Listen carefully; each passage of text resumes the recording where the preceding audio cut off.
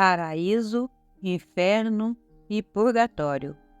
Este é o tema que estudaremos hoje em O Livro dos Espíritos, na parte 4ª, que trata das esperanças e consolações, no capítulo 2 das penas e gozos futuros. Eu sou Luísa e fico muito feliz em tê-los aqui. Sejam todos muito bem-vindos para estudarmos a questão de número 1014. Allan Kardec pergunta: como se explica que espíritos cuja superioridade se revela na linguagem de que usam tenham respondido a pessoas muito sérias a respeito do inferno e do purgatório de conformidade com as ideias correntes? Resposta: é que falam uma linguagem que possa ser compreendida pelas pessoas que os interrogam. Quando estas se mostram imbuídas de certas ideias, eles evitam chocá-las muito bruscamente, a fim de lhes não ferir as convicções. Se um espírito dissesse a um muçulmano, sem precauções oratórias, que Maomé não foi profeta, seria muito mal acolhido. Continua Kardec. Concebe-se que assim procedam os espíritos que nos querem instruir. Como, porém, se explica que, interrogados acerca da situação em que se achavam, alguns espíritos tenham respondido que sofriam as torturas do inferno ou do purgatório? Resposta: quando são inferiores e ainda não completamente desmaterializados, os espíritos conservam uma parte de suas ideias terrenas e, para dar suas impressões, se servem dos termos que lhes são familiares. Acham-se no meio que só imperfeitamente lhes permite sondar o futuro. Essa a causa de alguns espíritos errantes ou recém-desencarnados falarem como o fariam se estivessem encarnados. Inferno pode traduzir por uma vida de provações extremamente dolorosa, com a incerteza de haver outra melhor. Purgatório, por uma vida também de provações, mas com a consciência de melhor futuro. Quando experimentas uma grande dor, não costumas dizer que sofre como um danado?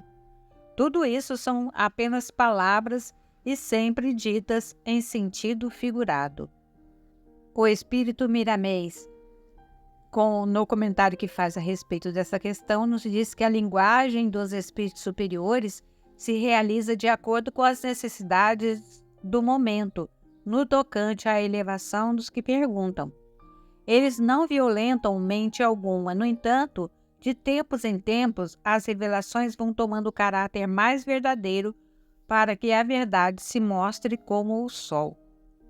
A doutrina dos espíritos, revelação mais adiantada, retirou muitos véus que encobriam aspectos da verdade, tornando as mentes dos encarnados mais aguçadas e predispostas ao desconhecido. Mesmo os espíritos mais elevados costumam fazer afirmações que se parecem com o ensino de outras organizações religiosas, dependendo de quem os interroga. Mas agora, no seio da luz, da chave de conhecimentos que descem do céu à terra, a verdade vem sem a capa da letra. Os espíritos falam mais claramente, mas se entre os próprios espíritas há quem refugue e combata determinadas revelações, quanto mais entre os que desconhecem a doutrina. Os céus, porém, conhecem as posições dos seres humanos e têm tolerância para com eles, porque esses contraditores, ao desencarnarem, deparam com a realidade, chorando e pedindo para reparar o que fizeram. Eles sempre têm essa oportunidade. Assim, surge a luz pelos esforços de quem desejava apagá-la no passado. Observa na Terra. Mesmo grandes medianeiros esforçam-se para limpar o que fizeram contra as comunicações dos espíritos. O exemplo maior foi o apóstolo Paulo. De perseguidor passou a ser perseguido, experimentando na carne o que fez aos outros. Vamos mostrar-te um exemplo. Se porventura os espíritos falassem claramente aos judeus que Moisés experimentou instantes nas regiões purgatórias, sofrendo por seus delizes, eles aceitariam?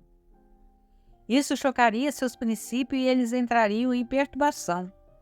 Por isso, determinadas revelações não podem ser ditas claramente, a não ser para espíritos já preparados para ouvi-las. Somente depois que o poço está pronto é que a água aparece. Devemos ter muito cuidado no ouvir e dizer aos outros. Estamos em planos que muitos estão acima de nós com os mesmos cuidados. O evangelista narra. Então lhes disse: atentai no que ouvis. Com a medida com que tiverdes medido, vos medirão também, e ainda se vos acrescentará. Marcos, capítulo 4, versículo 24. A lei é para todos nós, em qualquer faixa que ocupemos. Deus é justiça. Aos doentes devemos ter os cuidados próprios de enfermos. Aos ignorantes, haveremos de ter cuidados para não turvar mais suas mentes acerca da sabedoria. A natureza regula tudo na vida, de modo a chegar a todas as criaturas na diferenciação do estado espiritual de cada uma. Existem muitas comunicações de espíritos que falam do inferno e do purgatório. No entanto, isto ocorre por falta de conhecimentos e mesmo de recursos de linguagem para descrever o que se passa com eles. Mas os benfeitores da eternidade, conhecedores de todas as leis e da verdade, vêm retificando as revelações, aprimorando-as. Foi assim no caso da doutrina dos Espíritos. Jesus enviou um grande espírito que se tornou conhecido como Allan Kardec, com a consciência de luz para saber conversar com os espíritos preparados para isso, de modo a codificar essa doutrina de luz e de maiores entendimentos espirituais. Ei-la aí, nas tuas mãos. Estamos fazendo um simples trabalho sobre a sua inspiração para melhor servir aos que desejam estudar o Espiritismo. E ainda mais, pedimos a todos que orem, pedindo a Jesus mais esclarecimentos sobre o que leem.